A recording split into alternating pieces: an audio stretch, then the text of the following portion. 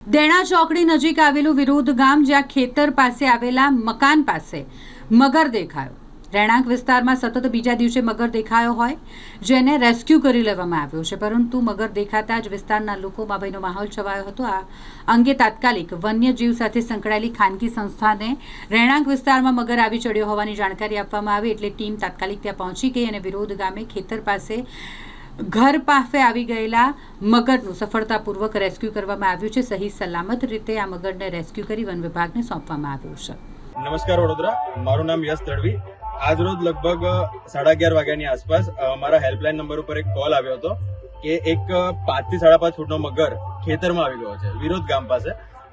આ કોલની અમને જાણ થતા અમે તાત્કાલિક આ સ્થળ ઉપર આવ્યા હતા અને ફોરેસ્ટ ડિપાર્ટમેન્ટને જાણ કર્યા બાદ હાલ તે મગરનું સુરક્ષિત રીતે રેસ્ક્યુ કર્યું હતું.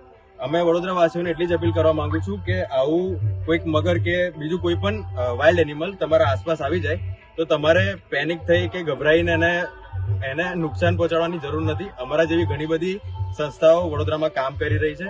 તેમને અથવા તો તમે ફોરેસ્ટ ડિપાર્ટમેન્ટને સંપર્ક કરી અને તેનું રેસ્ક્યુ કરાવી શકો છો. જય હિન્દ.